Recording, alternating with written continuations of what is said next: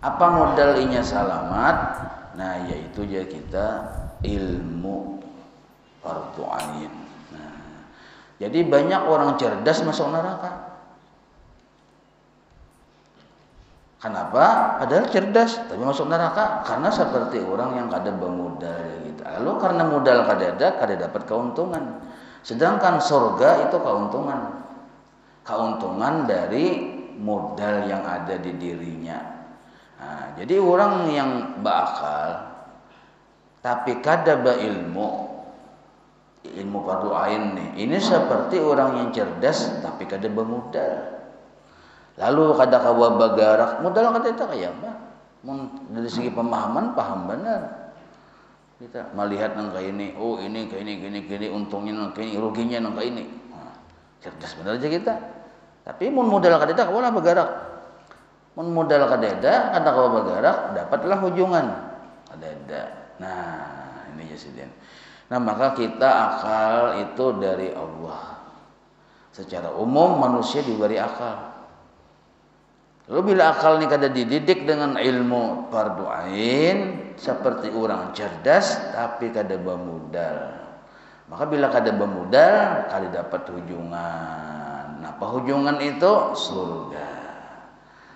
Maka alangkah ruginya orang yang cerdas-cerdas, pintar-pintar tapi kada dapat surga. Nah, padahal kau maulah pesawat misalnya. Kau maulah mobil, saking cerdasnya nih ya kita. Kalau memikirkan berapa jumlah bulu samut, kawannya memikirkan. Yang pintarnya nih ya kita. Tapi bilanya kada dididik dengan ilmu agama yang fardu ain, tetap kada untung. Seperti orang yang cerdas, kada bermodal dalam hal perdagangan nih, perdagangan lawan Allah, kada bermodal maka kada dapat keuntungan. Nah, ini ya kita. Jadi ada orang yang ahli-ahli spesial. Oh, bila nangkai ini penyakitnya, obatnya ini ya. Cerdas benar tuh. Nah, tapi ketika dia berpenyakit hati, inya kada tahu itu penyakit. Nah, lalu inya akhirnya terbawa kepada kesengsaraan yang kekal ya kita di akhirat. Nah, ini.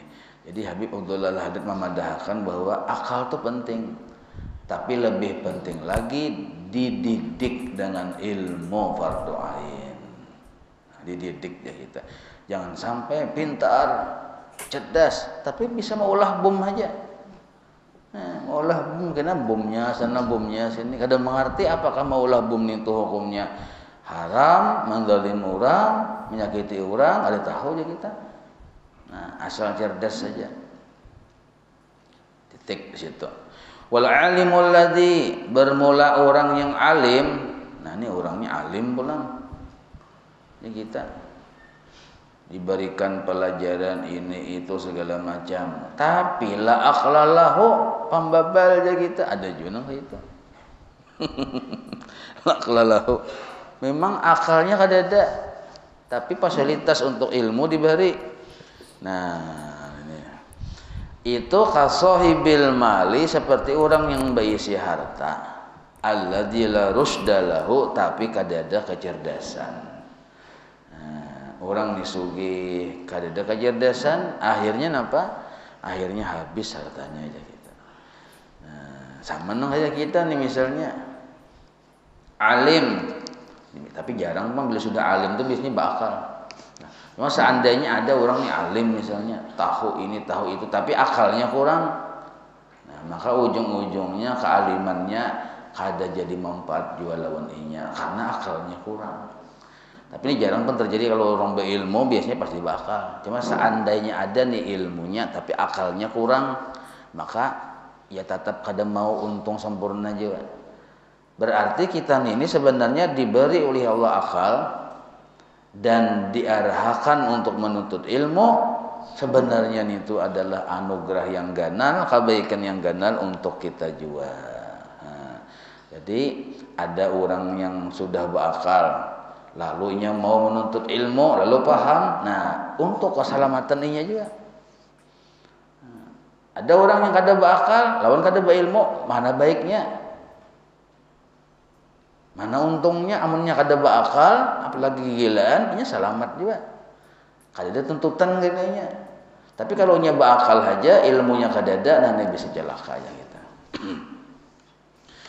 Jadi kita nih hendak bebas dari tuntutan Allah Ta'ala, bebas dari menuntut ilmu, bebas dari mengerjakan kewajiban. Nah, gilaan itu aja. Bila gilaan, santai. Nah, hendak ditelanjang, gak ada apa-apa aja kita. Nah, hendak yang kayak apakah kelakuan, gak ada apa-apa. Nah, tapi karena Allah memberi akal, maka kita wajib mensyukuri akal. Mensyukuri akal itu caranya kada ada lain dari yang utama adalah dididik, dibawa menuntut ilmu. Lalu akal ini menjadi cemerlang, menjadi pondasi dasar untuk kita beribadah kepada Allah, menjadi pondasi dasar untuk kita ma'rifat lawan Allah. Ada akalnya aja kita. Makanya di kelas itu ibarat di kelas itu kan lain-lain tuh akalnya kada sama. Ada akal handap, ada akal pertengahan, ada akal panjang, macam-macam. Nah, karena macam-macam hasilnya kada sama. Ada juara 1, ada juara 2, juara 3, ada juara paling terakhir. Nah, ada yang kada dapat juara, saking kada pintarnya aja kita. Ada juara enggak itu. Nah, Allah Ta'ala sudah membagi-bagi. Nah, jelas ya bahwa akal yang ada di diri kita untuk disyukuri. Satu dulu. Lalu berikutnya sakhir aqlaka li ilmika. Sakhir aqlaka li ilmika. Tundukkan akalmu terhadap ilmu Allah. Wa sakhir nafsaka. Nah, amun sudah berilmu, lalu akal itu sudah patuh dengan ilmu, sedangkan di diri kita ada nafsu, hanyar sakhir nafsaka li aqlika. Tundukkan nafsu engkau, diri engkau terhadap akal engkau yang sudah berilmu itu. Nah, sakhir nafsaka li aqlika. Tundukkan nafsu engkau. Nafsu ini ya kita nih yang ketujuh berpaling dari Tuhan, hendak nyaman terus walaupun Allah kada ketujuh tetap inya. Nah, hendak mengambil yang nyaman-nyaman dia harus walaupun dilarang oleh Tuhan. Ini nafsu sifatnya. Nah, maka nafsu ini umpati lawan akal. Tapi akal yang sudah berilmu. Nah, ilmunya bujur dari Allah. Nah, apa karakteristik nafsu? Karakter nafsu ini lah. Nah, inya berpikirnya cuma kenikmatan sesaat. Nah, melihat nyaman langsung hendak dijambanya tuh.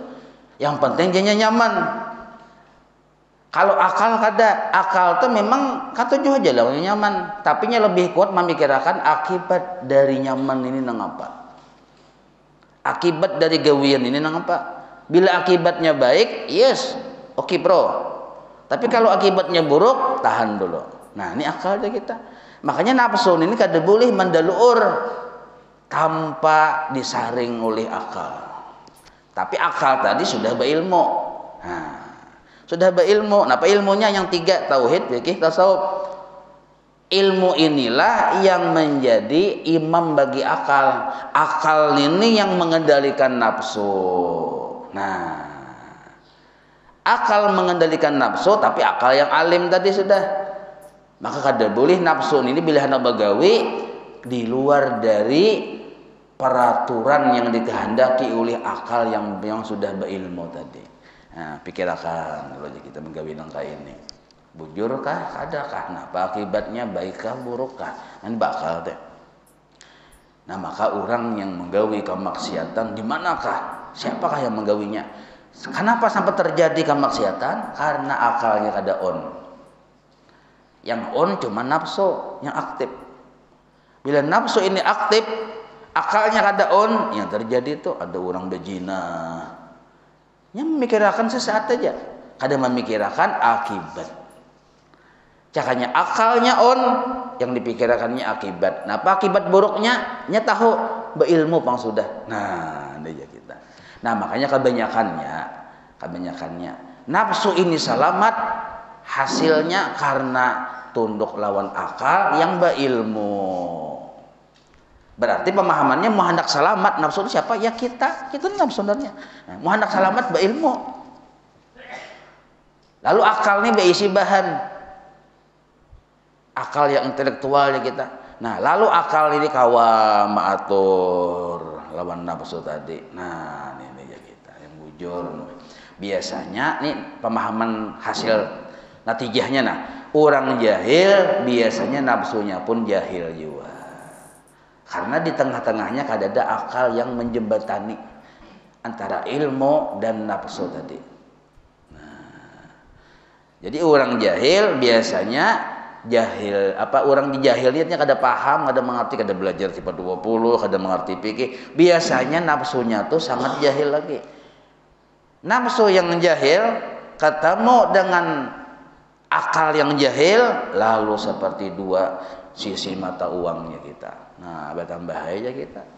Jadi jangan sampai kita ini sudah yang nafsu ini sudah yang model kayak terpengaruh lawan kehidupan yang keadaan yang buruk misalnya, jahil pulang napa ada. Maksud kita kumpul nangka itu akalnya orangnya jahil, nafsunya memang mulai bahari kala jahil sudah. Artinya kada mau berhadap lawan Tuhan, nafsu. Hendak inya aja, hendak nyaman inya aja itu nafsu aja kita. Nah, bila sudah nangka itu orangnya jahil pulang, maka segala cara dianggapnya benar. Jahil, Bang. Bajinah ada papa itu lifestyle jadinya. Nah, ya lah, jahil. Bungol aja kita. Nah, mencontan kada papa itu kreativitasnya. Kamu labian. Kenapa? Ini jahil. Korupsi kada papa itu adalah sebuah karya. Sebuah mahakarya. Makin banyaknya korupsi itu sebuah mahakarya. Kenapa ini jahil? Nah, nafsunya aja yang kuat. Kada sembahyang jauh dari pelajaran agama. Nah, nih kita makanya jangan sampai diharagu kejahilannya kita. Nah, jelas saya lah.